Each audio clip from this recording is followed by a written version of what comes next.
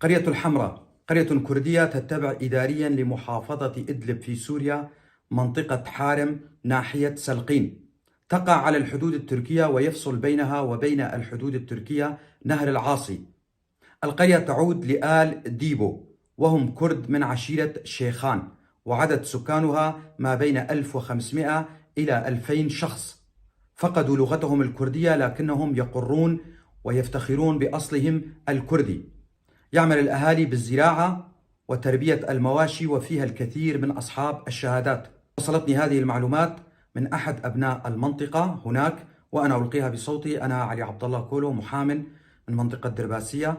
أتمنى كما يتمنى كل الكرد الناطقين بالكردية أن يتعلم أهلنا في قرية الحمراء لغتهم الكردية، وأن يعلموها لأولادهم، وأن يسموا أولادهم بأسام كردية. فلغتنا الكردية كبقية اللغات هدية من الله، وعلينا أن نتعلمها. دمتم أهلنا في قرية الحمراء.